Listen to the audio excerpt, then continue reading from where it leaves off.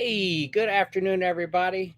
This is Pat Ziemer with MagnaWave live today from the Daytona International Speedway. You might be able to see some cars going down the backstretch here in just a second. Here they come. If you might hear a little rumble, I don't know if you can see that, but there they are. We're coming to you live from as I said, the Daytona International Speedway. Glad to be here. We're meeting with some racing teams tonight, tomorrow, and on Thursday. So we're excited about that. Hope everything goes well, but here we go.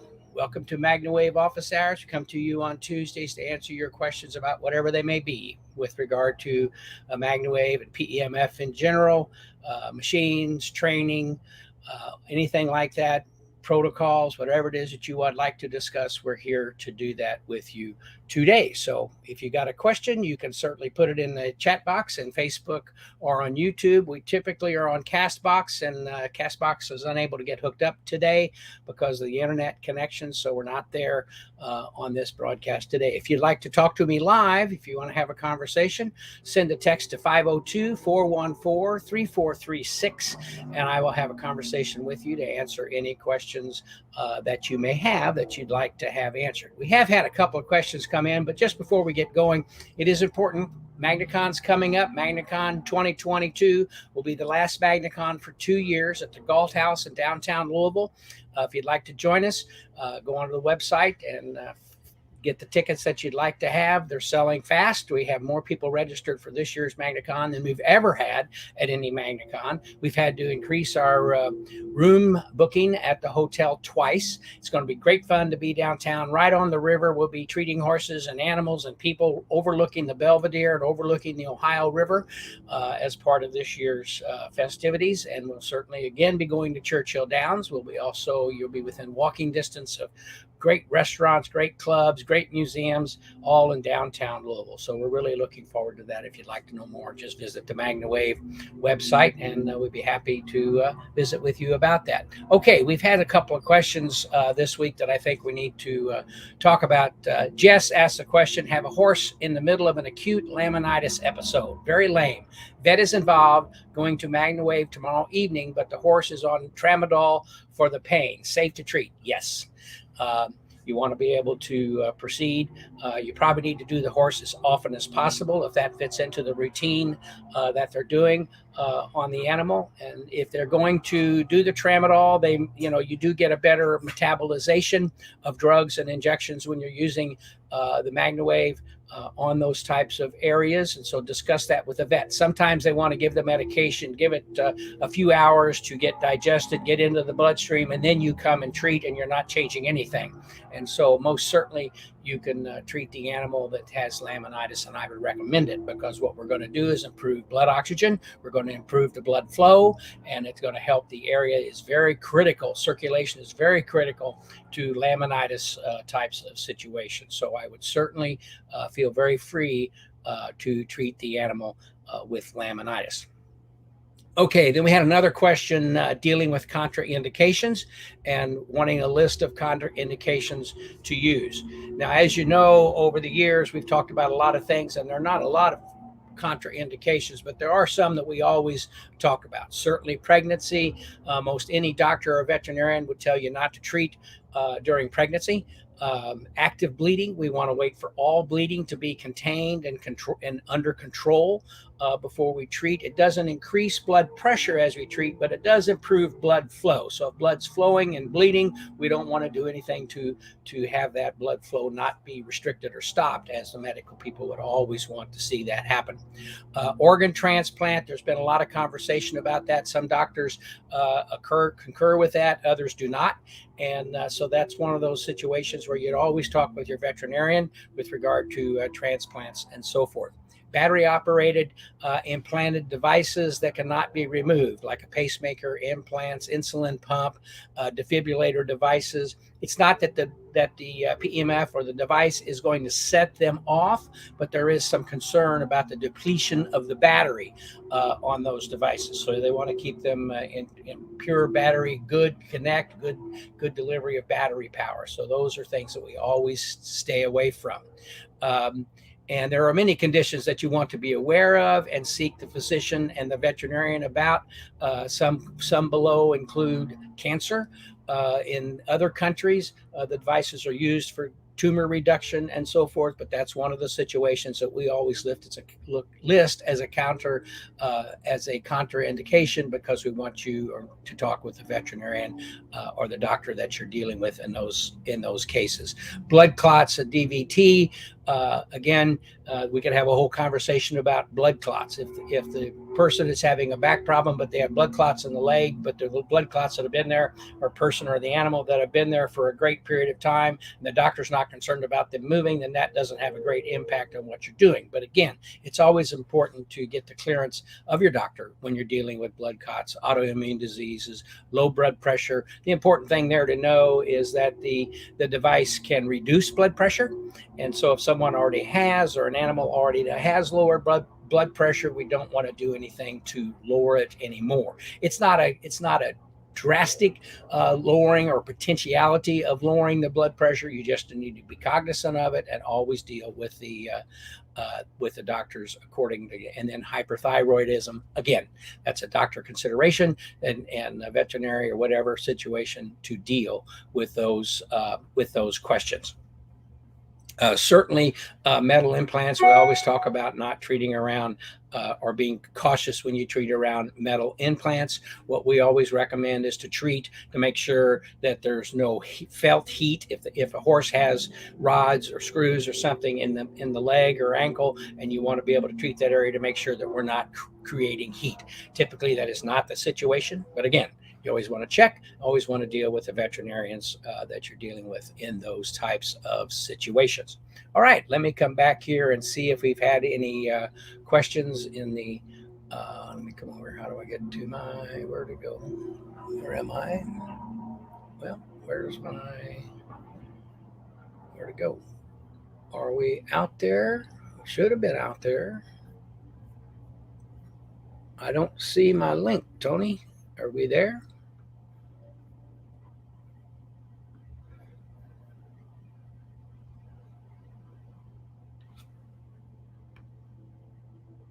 Well, I don't see, I'm not sure we're on. Let me come back, check my mail, go back.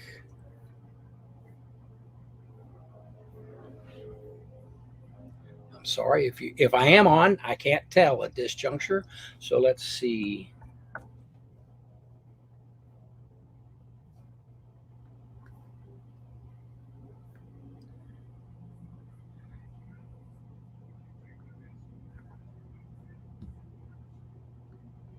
Oh, there we are. We are on. How did it get over here by itself? I'm sorry. Let me come to my comments. Well, I guess that was exciting just to see what's happening. Get over. Hey, Linda's here. You're on. Thank you for telling me. I couldn't see the screen. It was kind of covered up with some other stuff. I didn't find you on Castbox today. That is correct. We were unable to get Castbox connected today, but we will be back on Castbox next week as we go forward. Good morning, Kim from Northern Illinois. Linda's with us. Howdy from California, Sandy. Joanne's with us from, doesn't say where she's from. She can hear and she can see me. Sandy tells me we're on. We're on. What was I doing? Let's see. Any other questions? Oh, we come back here to the top to see if we had any. Yeah, the location is great. Get your tickets. Ordered my new machine and end of January. Just so excited to get started counting the days to see my machine. Okay, Missy, it's coming. It'll be there. Dion's with us.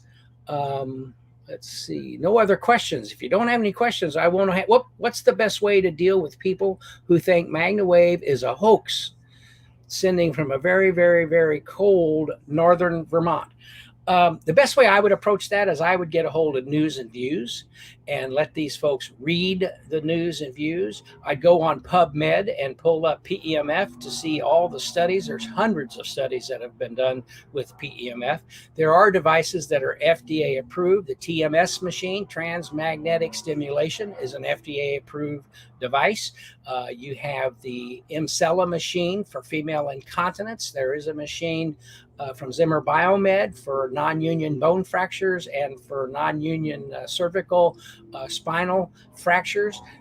There are several machines that are FDA cleared with supporting evidence. So if someone tells you it's a hoax, you got 3 or 4 places to go and show that there are, number one, FDA cleared devices.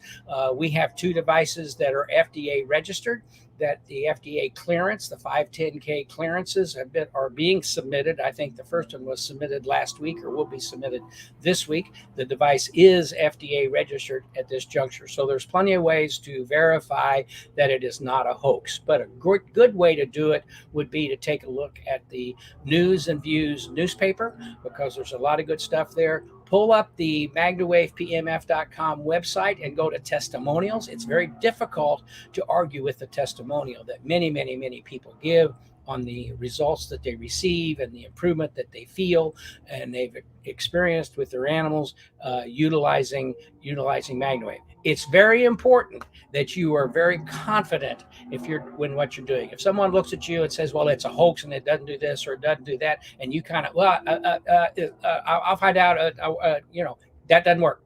You need to know exactly. You need to be able to rattle off those 4 or 5 machines that are FDA cleared, FDA approval. You need to be able to say, go to PubMed and put in PEMF studies, and you'll see the studies that are there. Carry the News and Views with you and pass them out, put it in somebody's hands so they can read it while you're doing your treatments. Get a hold of the video book and customize it to your discipline and your types of clientele that you're working with, and hand that to them, because it's got testimonials, it's got videos showing what it's doing. There's just too much out there for someone to do that, for a practitioner or someone to cave if someone asks them that question. I mean, it's been around for 100 of years, or not, if not more, and great results can be attested to, and be able to, I mean, we're with most of the Major League Baseball teams. We're in the locker rooms and the training rooms of many NFL teams. We're at the University of Kentucky. We're at the Louisville FC Soccer Club and Louisville Racing Women's Professional Soccer Team. Manchester United in England uses the equipment. So you learn these things. You put this stuff down, and somebody can look at you and say, you can look at them and say, does your car run? Your car's not even sitting there. I mean, but you can look at the car, you can see the car, you can drive the car, you can watch the car go by. So you have the same type of situation that you're dealing with in that. Confidence and authority is the key that you present when someone asks that question of you. Then, as I've talked about many times, always set them up for a phone call. Say, here, let me get somebody on the line that can answer these questions for you, and call whoever you could. There's 2 ways to do this. You can call me. Sometimes that's a little difficult anymore with the travel and so forth. Or you can have someone that you can call and say, I've got some customers here and they want to know about this, and you're an authority in this area. Can you answer those questions for me, for these people? And let the person on the other end of the phone line answer the questions. Here's the interesting thing. The person on the other end of the phone line is always considered to be an expert, because you got them on the phone. They may not think you're an expert because you're standing there with them and all you want to do is sell them something. But the reality of it is, you put somebody else on the line who is an expert. Now, we got the training people at the office that can do that. Elaine's available. A lot of people are available to help solidify those situations for you. Bottom line is, you need to be confident. You need to present it in that fashion, and there will be no problem to people asking you those types of questions. There's plenty of documentation to support what you're doing. All right, best way. That was a good question. Hello from Northwest Ohio, Jennifer. I didn't find. We were on Castbox today. Let's come down and see if there's. Let's see, coming down. You mentioned autoimmune issues as a contraindication. Can you please explain what the downside will be? Just curious. Well, the situation to that is, when you're dealing with a small animal, let's say that the device will detoxify. It aids in the detoxification. And so, which lowers the immune system in some situations. So you want to maintain the proper toxicity in the body. So for example, if you treated a small animal every day for 30 minutes, you could detoxify it to the point that it lowers its immune system. So it could be considered an autoimmune situation to address. But you always want to check that with the veterinarian or with the doctor. When you're dealing with larger animals, horses and so forth, they're outside. They're in the stuff. They're getting toxins all the time. So there's not an issue there that you're dealing with that. We just don't want to do anything to have that type situation. So if someone has a severe autoimmune situation that they're dealing with that keeps them having problems, we don't want to exacerbate that. So that's where you need to certainly refer to the doctors that you're dealing with those types of situations. Maureen says, news and views, 3 hearts. Thank you, Maureen. It seems that some people don't believe in it if they don't see almost immediate results.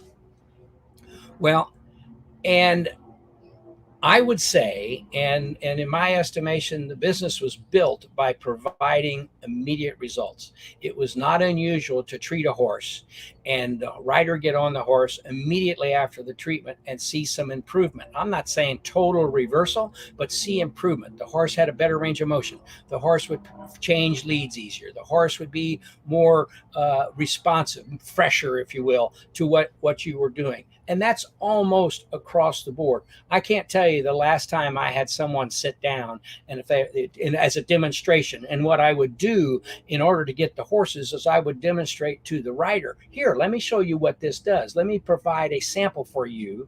And someone would sit down and say, well, my knee bothers me. Treat the knee, and all of a sudden they have better range of motion. The pain is better. You're not going to do that. You can't set somebody down for a demo and do it for 3 minutes. Although 3 minutes is a fine treatment time, but to get the maximum result that you're looking for right now, you need to treat them for 6 to 8, 10 minutes on that knee at a moderate, comfortable setting, and they'll have an improved range of motion, improved, better feeling. And again, in my career, that has been attained 90 to 95% of the time. And, they may say they don't believe in it, and if they don't feel immediate result. Now, if you've got somebody who really doesn't have a problem, their back really doesn't bother them, they're not really having that serious of an issue, or it's not bothering today, and I've had this a million times. My back really bothers me. I have problems with my back. Okay, let me show you a sample of what this does so you'll understand it for your animals. Well, my back's not bothering me today. Well, then you're not going to show them anything. And in that case, maybe someone else wants a demo on their wrist or elbow or knee or whatever, and they can feel it and understand it. So it does help if someone understands what you're doing, or you be able to, the worst case scenario says, give me a horse.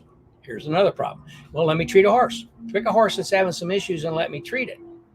But don't give me the horse out of fairness. Don't give me the horse that's critically, acutely, chronically having issues that nothing has helped, and expect you can see a change and you can see a result immediately. But don't give me that animal and expect it to be turned around. Give me a horse or a dog that's having some issues that you know about. They're having it every day, and treat them for 10 or 15 minutes, or do a treatment on them, and you'll see a change. And then the other side of that coin is people are always going to look for, because they don't want to tell you, oh my gosh, it's wonderful. Because why? They're afraid of spending money. They're afraid of having you do something that maybe they don't want to get involved with, for whatever the reason may be. Back in the beginning, the number one question from veterinarians was, is it FDA approved? And I'd look at them and say, no. Well, when it's FDA approved, you come see me. When many of the other modalities and things they're doing in veterinary are not FDA approved or not FDA cleared for what they're doing. As an example, when the first class 4 lasers came out that were used in the equine space, and everybody kept saying they're FDA approved, they were FDA approved for human dental work. But yet it was an FDA approved device that would also do other things. And so people were using it, but they were saying it was FDA approved, but it wasn't FDA approved for equine use or or it wasn't FDA approved for muscle and joint issues. So those kind of things are always there that people are talking about. But it was a classic answer. Well, if it's not FDA approved, I don't have time to mess with it. And that was just an easy way for them to say no. And it's an easy way for someone to question what they're doing because they're afraid. We all are. We're afraid, oh, I'm going to say yes. And then all of a sudden I'm signing a paper that you're going to treat me every day, or you're going to do this, or you're going to do that. And so people initially back up. But once they see what it does and they believe what it does and they can wrap their head around the cost, because there's a cost associated with everything. And they understand that because they pump the gas in their car, they have their oil changed, and they know they're paying for labor and services and so forth in relation to that. But that doesn't mean that they're saying, oh, I'm going to get my oil changed tomorrow and it's going to cost me $50 and I don't want to spend that money. Well, I'm going to put it off till next week. Okay.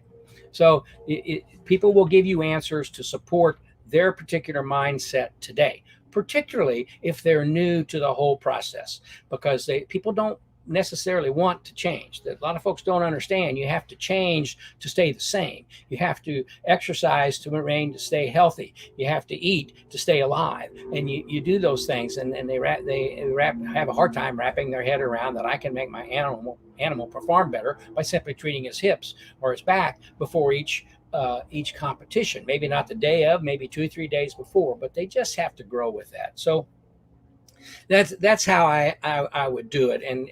But most of the time people see immediate results in their animals, or if you're going to demo on someone, if they're really telling you what is bothering them and they're able to treat that accordingly, then you should see the result. Once in a while, you'll have somebody that's got a bad knee and they want a demo and it's bad enough that nothing helps it, and you're not going to help it in 8 minutes. Now, if you did it every day for 8 minutes for 30 days, or 2 weeks, or whatever it is, you're gonna see some result. There you have it. I hope that helps. Let's see. Guidelines for treating someone healing from severe COVID pneumonia. No longer on steroids and blood thinners, but dealing with the aftermath of inflammation and fibrosis in the lungs. He is currently on oxygen. Well, the PEMF, and we're doing some preliminary studies to deal with the COVID situation. We really can't say as much as we would like to, or anybody would like to say, gee, I've got an idea of something that's going to help the COVID situation. We did some work in Mexico back in the 2008, 2009 during the SARS epidemic, and where people were having some pneumonia issues and some doctors were using the equipment on the lungs and getting tremendous results. I contacted the FDA at the beginning of COVID and said, this is what happened in Mexico, and we're looking to do this or work on that. And the response was, well, fill out all your paperwork, do all your testing, do all of this, and then we can deal with that. And so they are doing some fast track stuff. If we can show that this is good for the lungs and good for circulation and good for inflammation reduction in those areas. But no matter how you do it, it takes time.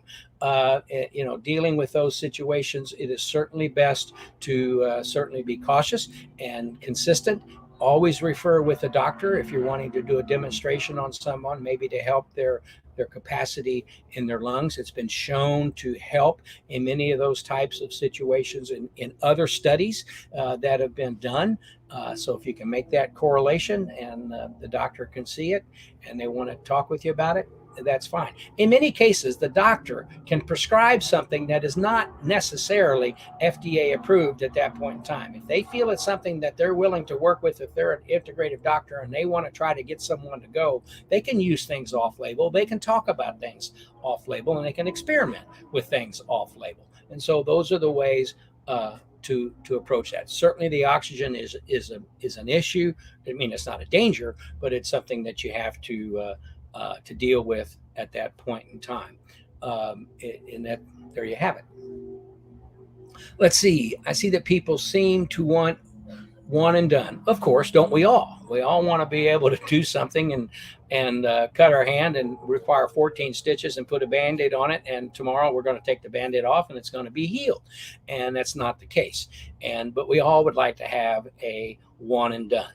And as you know, I've shared with many of you on this broadcast over the months and the last year. I guess now it's about 4 months ago, I wrenched my knee and had a extension of my MCL. And to get to where it was not an issue daily took about 45 days. I still have problems when I sleep because of how the knee bends and the angle to which it's, if you're not laying on your side where your knee, here's your bed, here's your mattress, but if you're like this and you lay and you have some flexation of your bone and the tissue, if you continue to aggravate it, it's going to continue to be there, and that's just going to take some time. And then of course I do things to exacerbate that. You exercise, or you walk a long distance, or you do those kind of things, and you should give your situation a better chance to heal.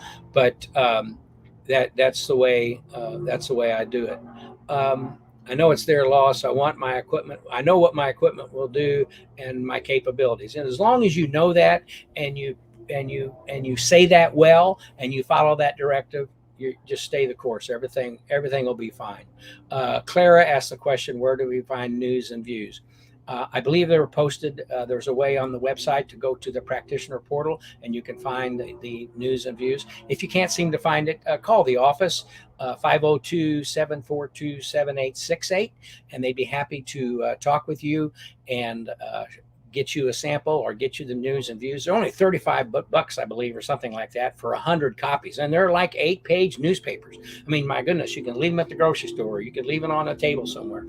Anytime you're treating an animal, give them a news and views for the trainer to read, or the trainer's spouse to read, or someone else to read, so they can pick up on it, because there are all kinds of incredible information and testimonials and doctor reports in the news and views. It's just an incredible way to increase the practicality and the authority that you have when it comes to presenting your equipment and your processes as to what you do. Now, where did my other page go? Let's check our phones here. Where'd it go? My goodness. This is really strange on how this is working today. Trying to get my stuff to come up, but we'll keep going. I'll find out, see if anyone is called that we need to have a look at and visit with. Let's come up to history. There we go. Let's bring this up. Okay. We check the phone here real quick.